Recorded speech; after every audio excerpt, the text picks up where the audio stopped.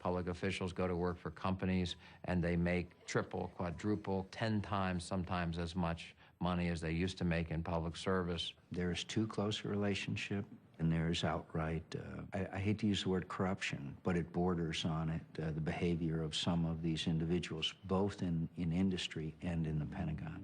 The #1 recipient of contracts was Vice President Cheney's former company, Halliburton, and its subsidiary, Kellogg Brown & Root. KBR. We're the Army's contractor on the battlefield. Currently 65,000 KBR people around the world assisting the troops. And 10 of what? You know, the military-industrial complex isn't just the people in the Pentagon and the people producing the weapons. It's now increasingly got a very large service sector. Ham and eggs. Things that troops used to do, like peel potatoes and do laundry, we now have contractors doing. Somebody has to do this work. And the Halliburton thing is just an outrageous effort to associate the vice president with the activities of a company with which he has no connection at all. Congressional critics are questioning whether Dick Cheney helped Halliburton get billions. The FBI has revealed it is expanding its investigation into how Halliburton Company billed taxpayers for its contract work in Iraq. And it now appears some of those contracts were awarded with the knowledge and approval of the Vice President's office, which would seem to contradict his previous statements. As Vice President, I have absolutely no influence of, involvement of, knowledge of, in any way, shape, or form of contracts.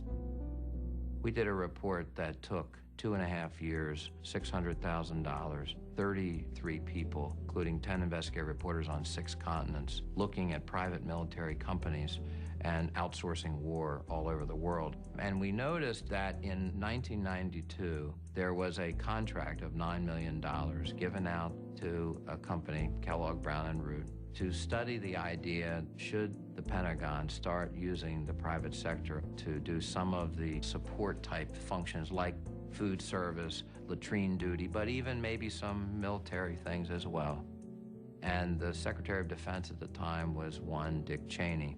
So Cheney gives the contract out. Kellogg Brown & Root comes back and says, this is a terrific idea. The next 10 years, they get 700 or 800 contracts to do just that. Well, I ran Halliburton. I'm proud of it. Halliburton's a quintessential. This company brought in a Rolodex guy, a former U.S. congressman, defense secretary, chief of staff to a president, to make sure that he could get doors opened, not only in Washington, but in capitals all over the world.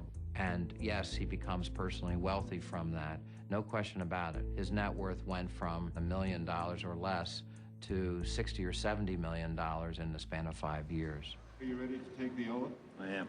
Please raise your right hand and repeat after me. So we elected a government contractor as vice president. Congratulations, Mr. President. This could be Indonesia, sounds like Russia, Nigeria. No, it's the United States of America, and everything I just said is entirely legal, and it is our system of legal corruption. If I am sure of anything, I'm sure of this.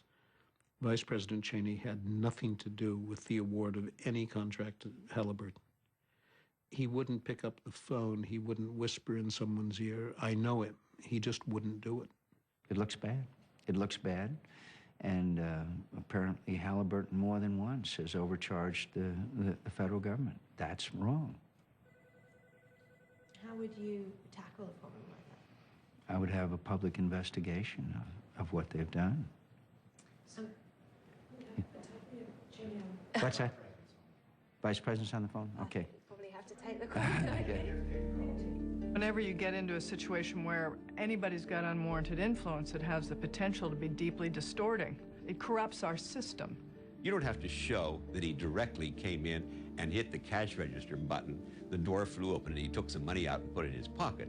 It's to say anybody allocating things at the Department of Defense knows who the vice president is, knows what his connections are in Halliburton. We have a process that it has a seamlessness where the corporate interests that stand to benefit are so intertwined and interwoven with the political forces that the financial elites and the political elites have become the same people.